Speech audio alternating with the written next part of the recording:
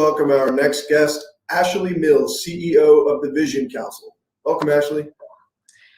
Thanks, Cooper, and thank you to Ideagen for letting the Vision Council be part of your Dynamic Resiliency Summit. We're thrilled to be here. We've certainly been tested in those areas over the last several months.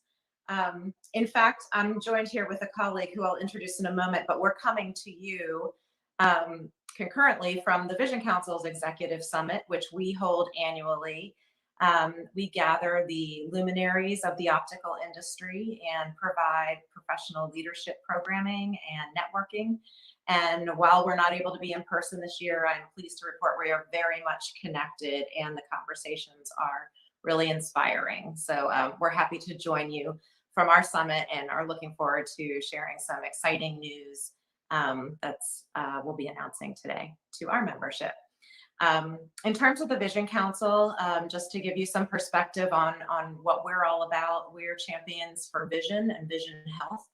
Our members range from innovators and lens manufacturers to fashion designers and everything and every kind of company who works to ensure that people can live their best lives through better vision and also look as well as they see. I have to say, the world, it's a gross understatement to say this, but I will. I think the world faces a lot of challenges right now, and we have a lot of problems. But one of the things that we're so proud of in our industry is that we see vision as not a problem, but a solution. It's truly something that can have a positive impact on people's lives, their livelihood, educational outcomes, healthcare, safety, everything. It really in your life can be impacted by your vision. So I offer it to the rest of the Ideagen members and participants as something to consider when you're trying to address your global issues, that vision can be a catalyst for great change and improvement. And so today, as I mentioned, I'm joined by a friend and colleague, Tarrence Lackran. He is the Director of Partnerships and Programming for the Vision Council. And so I'd like to welcome and introduce Tarrence because I think he has some of the deepest connections in our industry. Welcome, Tarrence. Thank you for doing this with us. Hey, Ashley, it's a pleasure to be here. So not only did Tarrence create the program for the Vision Council's Executive Summit, he also leads our diversity, equity, and inclusion work. And he is really one in a million when it comes to the relationships that he has built throughout the optical industry, which leads me to why I titled our chat today, Character and Connection. I think we represent a really special group of businesses and people. And honestly, when I look back on what has made us so resilient and able to continue to have impact, I think that one of the major reasons is the connectivity and the character of the industry that we represent. And since Tarrence knows them better than anyone, I wanted to ask you, Tarrence, if you don't mind sharing a little bit of the flavor of our group, our community, and who these people are and what they're all about. Yeah, Ashley, that's a great way of describing it, is flavor. I think our industry is unique, and I think everyone will probably say that about their industry. But you think about it, we provide a service, we provide devices that is not just a medical necessity, but it is also a fashion accessory, as well as a beacon to many people. So in our industry, we have someone as the committed clinician, as well as the passionate artist. But despite how different as this industry may be when it comes to those two groups, one quality that they all share is the quality of compassion. If you think about it, we are the industry that provides this world sight. At the end of the day, we are giving sight to this world. So this industry, they are relationship people. They're connected together within. They are connected with their customers. They're connected with their patients.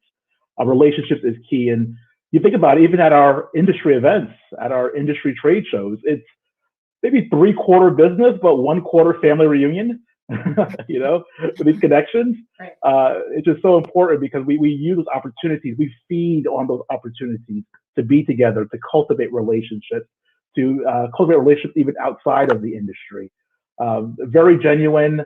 It's not just, hey, I'm going to see you at the show. Some of our people, they get together when it comes to this is who is in their wedding.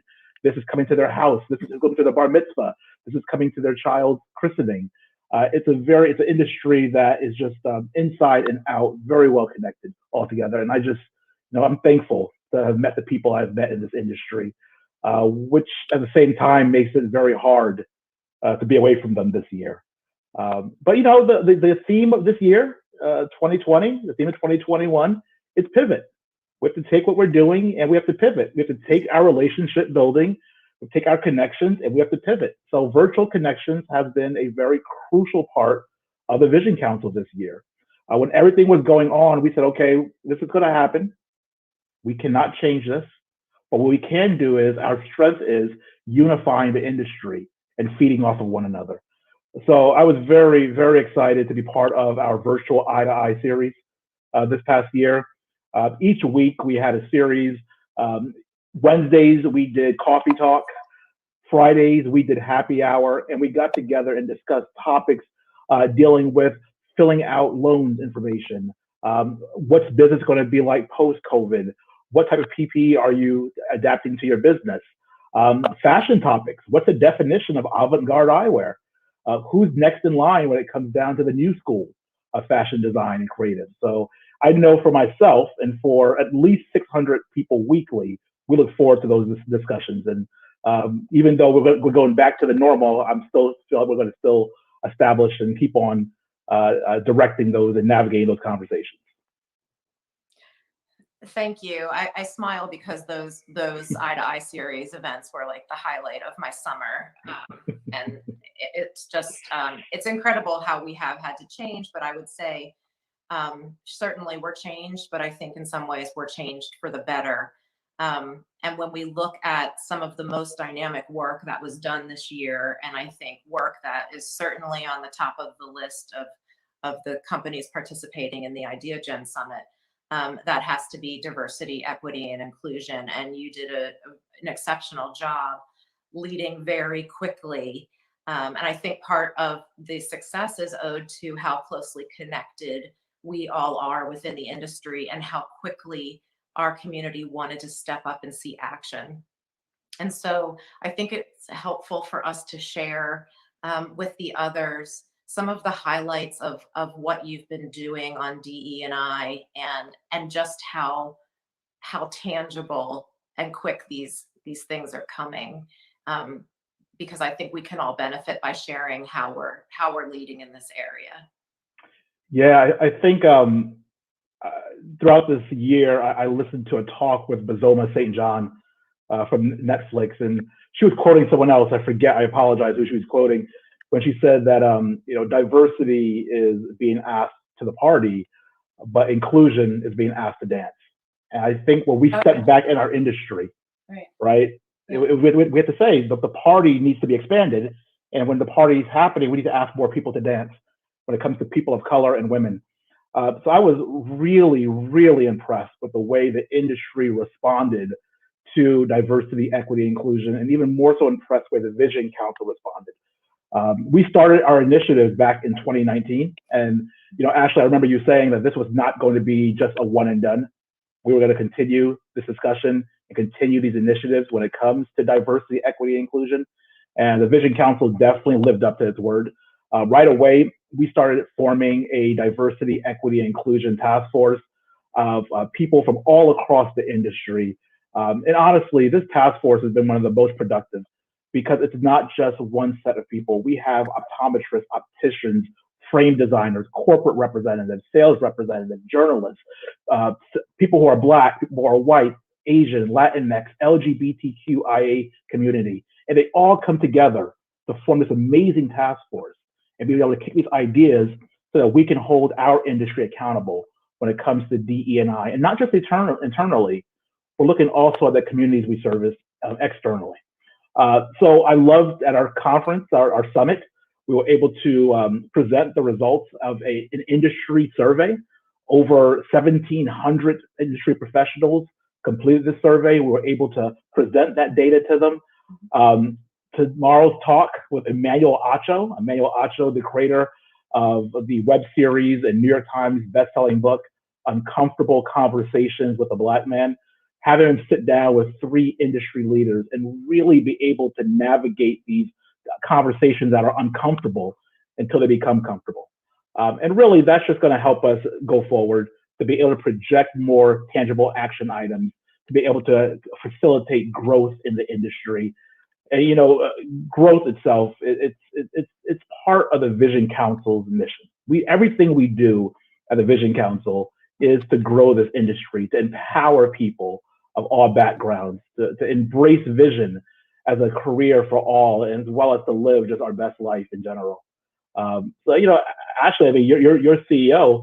So I guess my question to you would be, you know, what else can we do as a Vision Council? What else are we going to be doing in order for us to demonstrate a dynamic resiliency in these unprecedented and challenging times? Well, you lived it with me, and it was certainly a challenging year. But the reality is what we did successfully and impactfully really early on was really take a hard look at our mission.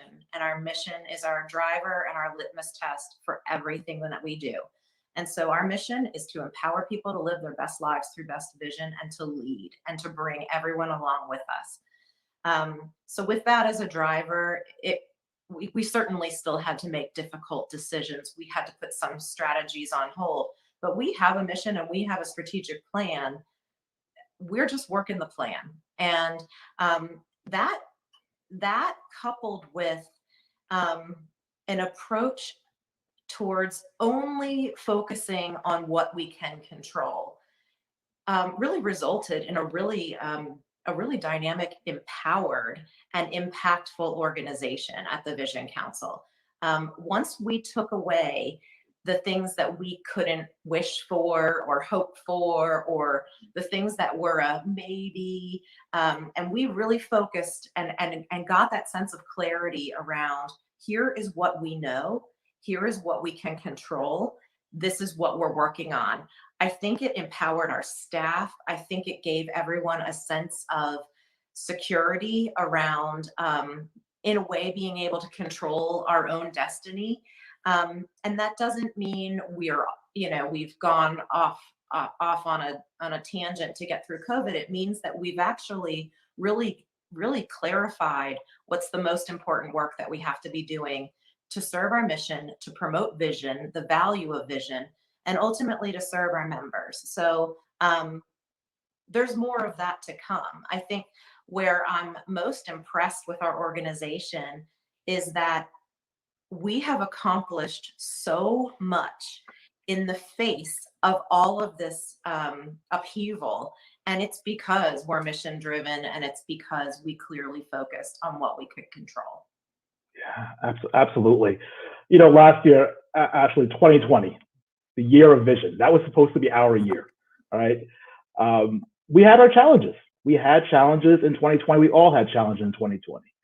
But as CEO, I like to ask you, what are we leaving in 2020? But more importantly, what changes are we bringing in 2021 that we've learned from these challenges and changes in 2020? I'll tell you what, I think we're on the right path with the decisions that we've made. If anything, I think what will change is that we will just continue to feel emboldened that we can still move the needle, and we can still drive ahead, and we can still accomplish, and we can still serve our membership and our mission despite what's going on. That we are not, nor did we ever, but we're not kind of waiting for this to blow over for us to get back to work. We've been very much working very deliberately throughout all of this, and the work, because it was so it was critical, and it was so clear what we needed to do, and it was so deliberate.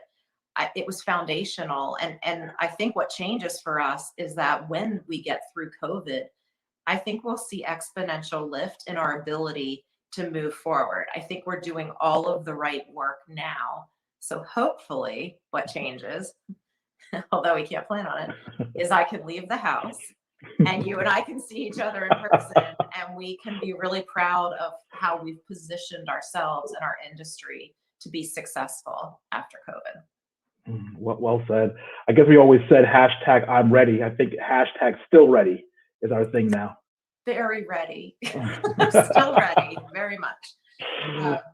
Yeah, and our other hashtag that you coined is optimistic. We are optimistic, and we need to be.